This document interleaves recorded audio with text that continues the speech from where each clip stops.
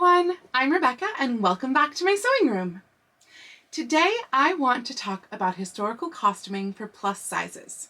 First, I want to make one thing very clear. No matter what size or shape you are, you can wear costumes from any era. Because you know what?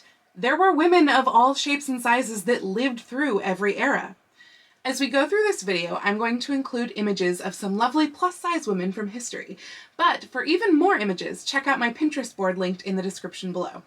I literally created this Pinterest board in only about 30 minutes of searching, so please do know that there are way more images out there than the 150 plus pins that I've added to that board so far. Now, for wearing historical costumes, as far as what your comfort is, whether that's physical comfort based on the structure, shape, etc. of the clothing involved, or whether that's mental or emotional comfort while wearing the clothing, that is all up to you. But please do not fall into a trap of looking at fashion plates or movies or well-known costumers and thinking you can't wear something because you won't look right. Because I'm telling you, you can wear anything and you will look right. Of course, so much of looking right comes down to silhouette and proportion. As I mentioned, there were people of all shapes and sizes in all eras, but they still paid a lot of attention to silhouette.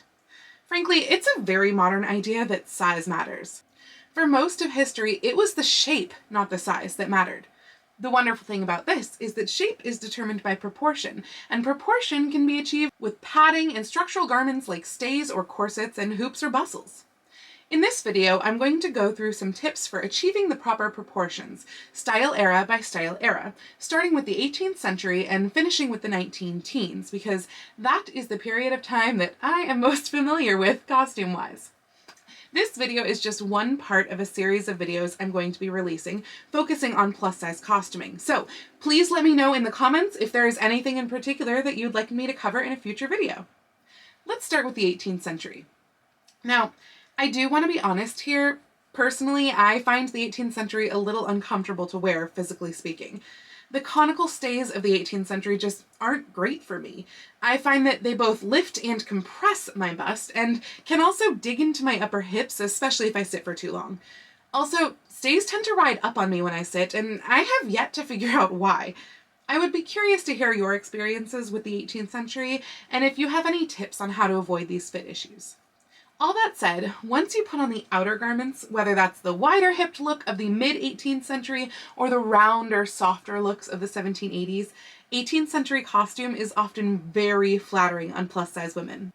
Stays do a wonderful job of smoothing out your torso and encouraging that conical shape, and your own large hips are amplified with a bum pad or peignets to really emphasize and enhance your figure.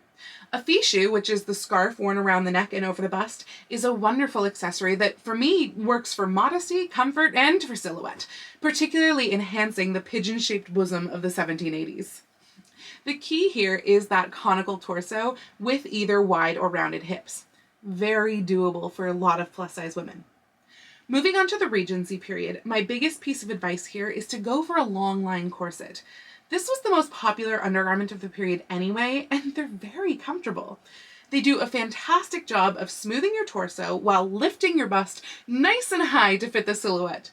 They are key to getting that definition between your bust and your rib cage or waist, allowing the dress to fall down pretty smoothly from underneath your bust. For the Regency era, lower necklines and short sleeves are often seen, which can cause some self-consciousness in some plus-size women. But if either of these elements bother you, there are a few options. I highly recommend making or procuring a chemise set. These fill in your décolletage, look amazing, especially the ones with the ruffles at the neck, and are very flattering. Likewise, many dresses in the Regency period had optional long sleeves that could be added in with whip stitches, and also long sleeve day dresses in particular were extremely popular. Another piece I highly recommend adding into your Regency wardrobe is a spencer. Spencers are short jackets that can be either plain or highly decorated, and can be any color of the rainbow. I find that they really help to amplify the bust, drawing attention away from areas you may be more self-conscious about, such as hips or stomach. Also, even though the Regency period is known for its slim, columnar look, don't forget to put on a petticoat. Your petticoat will make all the difference between a clingy dress and a lovely one. One other tip regarding the Regency era, I found that I much prefer Regency dresses where the skirt is just slightly gathered in front into the underbust seam with many more gathers or pleats in the back. I tend to stay away from the very flat front skirt styles, as I find I like to have a little bit more fabric there. Let's move on to the 1830s, which is one of my absolute favorite eras of costuming. Honestly, I freaking love the 1830s. It is the silliest, most wonderful era, and frankly, every time I wear 1830s, I feel like a little doll. The proportions here are super goofy, and I don't care what your body type is, they look goofy on everyone. For the 1830s, there's a few key elements to pay attention to get your silhouette correct. First, the hems can be anywhere from the high ankle to skimming the top of your foot. These skirts should be held out by a minimum of 2 petticoats, one corded petticoat and one ruffled petticoat, but more is better. The waistline of the 1830s is just a little bit higher than the natural waist of later in the Victorian era, but it has moved down quite a bit from the high underbust waist that was in style in the Regency period. I find that this waist position is extremely flattering on just about everyone. A lot of plus-size women, particularly those who carry weight higher in their abdomen, tend to have a relatively high waistline, a waist proportion that will work just fine with the 1830s. Corset-wise, you can get away with wearing either the long-line Regency corset or a Victorian-style corset. The 30s was a transitional period where you see corsets more like the Regency styles at the beginning of the decade and moving more into the Victorian styles by the end of the decade. The full skirts of the 1830s are complemented by huge sleeves. This is an amazing way to make your waist look smaller because literally anyone's waist will look smaller when the shoulders and hips look huge. Seriously. Add a pelerine, which is that white sort of lacy bit that they wore over the top, and it often becomes even more exaggerated. Belts that complemented the rest of the outfit were super common in the 1830s and had large decorative buckles, which further creates the look of a small waist. Add the goofy creative hairstyles on top or a ginormous hat or bonnet, and you are good to go. If you haven't tried the 1830s, I highly recommend giving it a go this year. It is so much fun to wear and looks wonderfully goofy, yet flattering on everyone. Seriously. Now let's move on to the Victorian era, which covers a wide variety of styles. Starting with the 1840s, I have just 2 quick notes here. 1, petticoats. Pile them on. You want your skirts to be voluminous so your waist looks smaller. Do ruffly ones so you get more bang for your buck. 2, the Victorians were all about padding. There are so many extant pieces out there where the padding remains sewn into the bodice, and I think that's especially true of the 1840s through 1860s. So if you feel like your bust to waist proportion is off, pad out your bust. And that brings us to later into the Victorian period, where it went from padding to full-on structure garments. Crinolines, bum pads, hip pads, bustles, etc. They are all wonderful tools to make your proportions look right. Now, do keep in mind here that this means your structural garments should be in proportion to your size. So if you are taller or wider, you can't just buy the hoops off the rack or make a pattern straight out of the envelope. You have to make those hoops taller or wider, or both in my case, in order to maintain the proper proportion. And honestly, that goes for hem widths, sleeves, trimming, etc. One thing that I really like to do for something like this is to examine scale. I make a lot of reproductions of fashion plates or portraits or that sort of thing, and if you want to wind up looking like the fashion plate, no matter what your size is, you have to maintain the fashion plate's scale. This takes a little algebra, so bear with me. For example, print out a copy of your fashion plate. If your fashion plate skirt is 5 inches long on your printout with trimming on the bottom 1 inch, and your skirt is 45 inches long, then that means that your trimming should be on the bottom 9 inches. It's that sort of thing.